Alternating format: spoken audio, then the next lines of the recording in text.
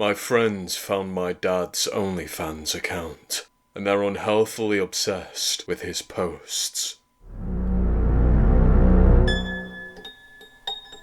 Nick, your dad's on OnlyFans, Tom messaged on Discord. What a way to find out. Of course, I rolled my eyes at first. It just seemed like one of my friend's infantile jokes, a playground insult that might have tickled me when we were younger. I wouldn't have taken my oldest friend seriously if it hadn't been for the link I received a moment later. Even at 24 years old, I felt too young and innocent to see such horror. Their dad posed in all of his glory. Not in the nude, thankfully, but far from decent. My father's cover photo depicted him lying provocatively on a faux leopard skin rug, revealing his greasy matted hair through a silk robe of black and orange design. More leopard print. It was not a pose that his employer would have found appropriate, and even with the knockoff Ray-Bans covering his eyes, I recognised him.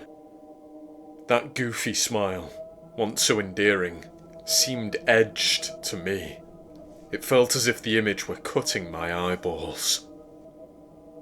What? What is this? I messaged Tom.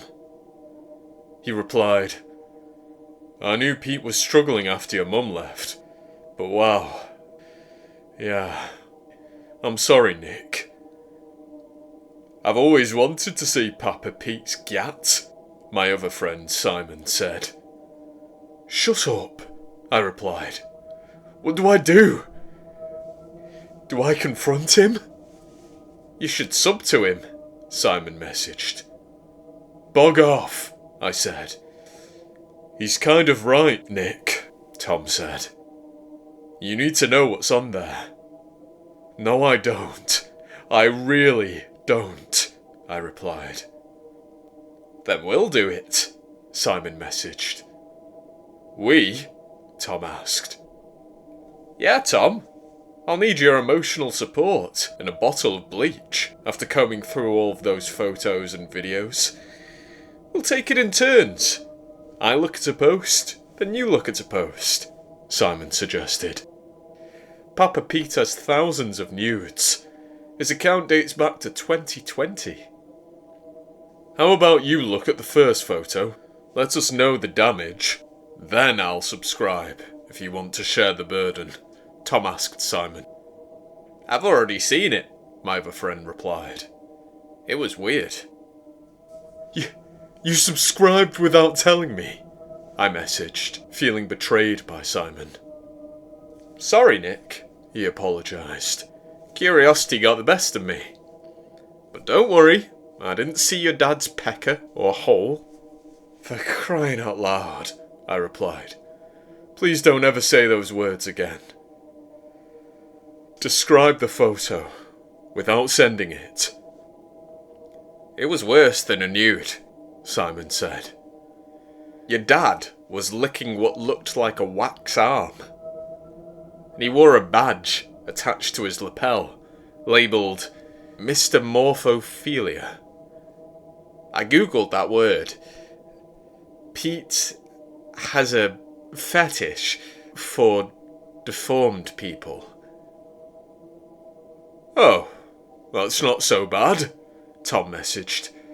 I was expecting worse. No offence, Nick, but it was kind of a given. He's an OnlyFans creator. Pete's page is insane, Simon continued. His fans are unhinged, Nick. They're commenting all sorts of degenerate things. I mean, fair play to him.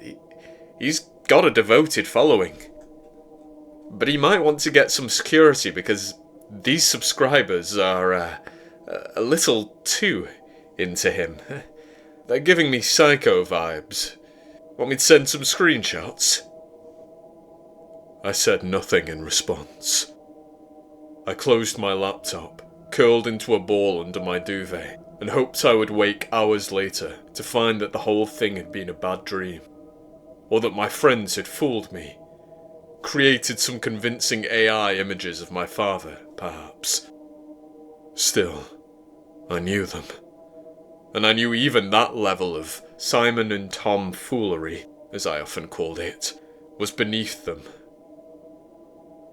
I woke up around 5 AM, having only managed to get 3 hours of sleep. And when I opened my laptop, I saw that my friends had continued messaging each other, continued conducting their research. "I subscribed," Tom said. "The next photo is worse." "I know," Simon messaged. "You've seen it? I thought we were going to take it in turns. You know, look at alternating posts to save our sanity," Tom messaged. "Yeah," Simon said. "I get it," Tom replied. "I feel it too. Nick, I hate to say it, but this is legitimately beautiful. Simon, did you watch the video Pete posted a week ago? Next level." "I know," Simon said. "I think I recognise that girl," Tom replied. "She was in my class at university." "No spoilers," Simon said. "Let's wait until Nick wakes up." "No spoilers," Tom agreed. "My word, I've not felt this way in a long time." "Suedo." "Yes," Simon replied. There was a gap of 1 hour without any exchange of messages. I hoped that my friends had changed the topic after the initial unsettling flurry of opinions on my father's OnlyFans content. Hoped that they'd said something to remind me that they were still my friends. But they hadn't. This wasn't some practical joke. I knew Simon and Tom well, and this wasn't them. Their conversation had resumed around 4 AM. It started with a short clip that Tom had attached, and I wish I hadn't played it. The video opened with a shaky shot of my friend's desk. "Hello, Nick," he said, before gleefully giggling behind the camera. On Tom's monitor, I caught a glimpse of Dad's OnlyFans page for a moment. Peeked over the top of the paywall and felt a pang of agony. The same sensation that I'd felt upon eyeing his cover photo, but twice as painful, even through a phone's camera. An image of an image. Given my friend's transformations, I dread to imagine what gazing directly upon my father's posts would have done to my mind. I don't think I want to know. But it was clear that Simon and Tom had seen something which fundamentally altered their very souls. That flicker of the computer screen, fortunately too hazy to distinguish, seared more than my eyes. It seared my skin from top to bottom, stopping just shy of consuming more than my physical form. I screamed, feeling some unbound force trying to untether my mind from my body. I didn't know what was happening to me, but I knew it was the same thing, on a lesser scale, that had happened to my friends. Perhaps Dad had brewed the perfect combination of pixels to hypnotise folk into parting with their money. Perhaps he'd been consumed by something beyond earthly explanation. I still don't have an answer. "I want you to understand, Nick," Tom continued, moving a kitchen knife into view. "Want you to see that your father has done a beautiful thing. I'm going to be a part of that thing."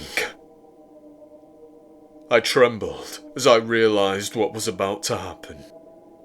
My friend placed the camera on the desk, making sure he was in shot.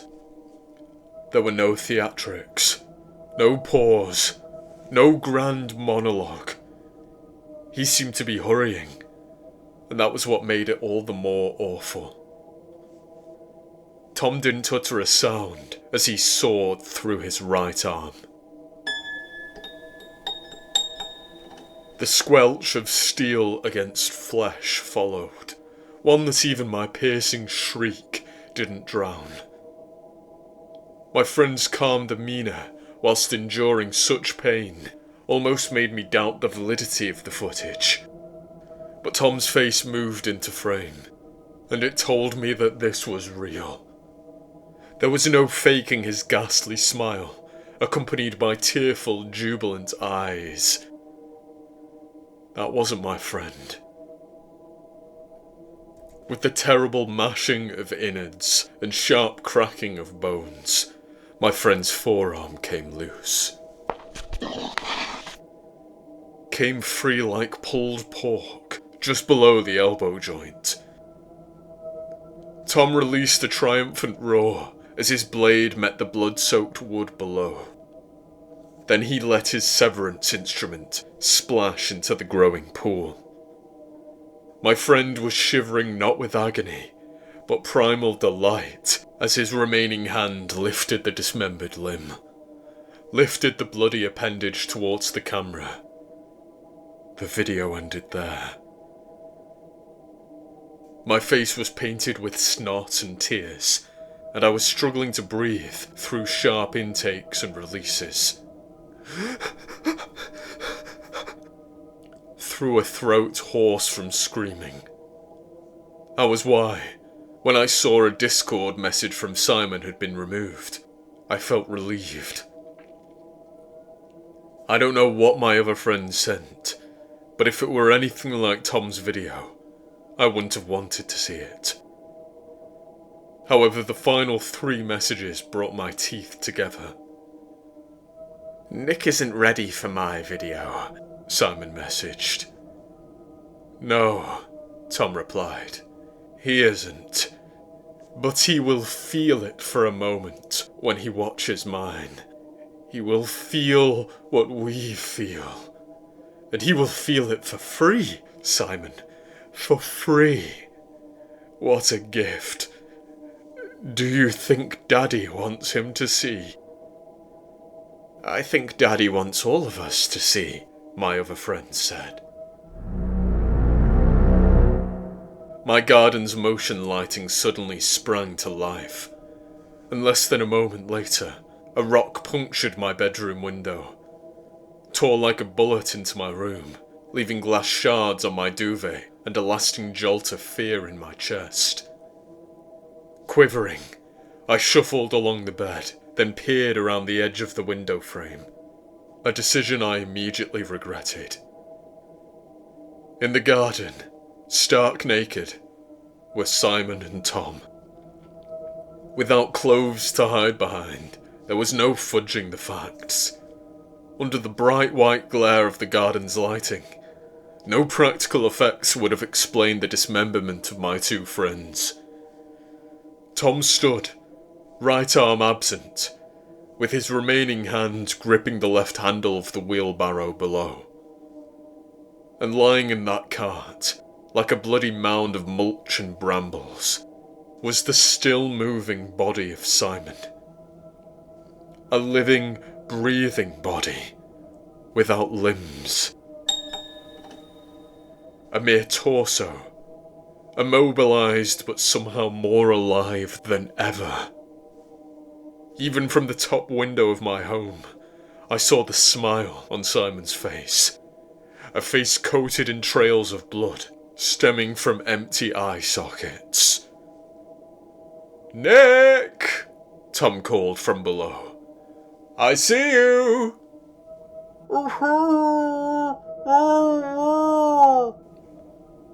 Simon yelled something incoherent, opening his mouth wide to reveal that he also lacked a tongue. "Simon says it's time for you to see Daddy's page!" Tom shouted, before pushing the wheelbarrow towards the patio doors. I yelled at the sound of shattering glass, then I hurriedly slipped into my joggers. I did not run towards the front door, as I knew I would only meet my 2 unhinged friends. I threw open the bedroom window, ignoring Tom's delirious cackles as he dashed through my house, and I reached towards the trellis on my rear wall, an exterior feature I was glad to have installed the summer before. "I'm going to have to leave you here for a moment," Tom said to Simon.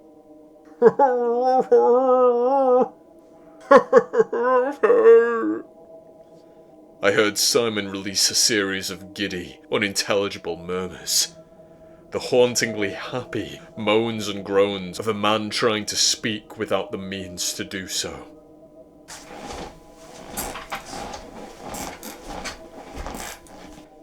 Stairs creaked rapidly, and I screamed as I hurled my body out of the window, before weaving fingers through the crisscross structure.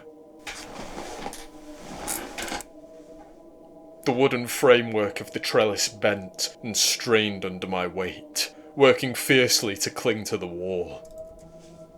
I descended at great pace, desperate to get off before that makeshift ladder decided to clock out. And halfway down, Tom's bare upper body burst through my open bedroom window. He swung 1.5 arms in my direction. If he hadn't dismembered himself, my once friend may well have seized me.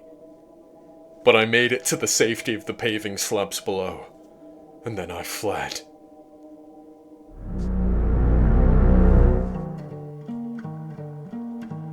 I still want to see Dad.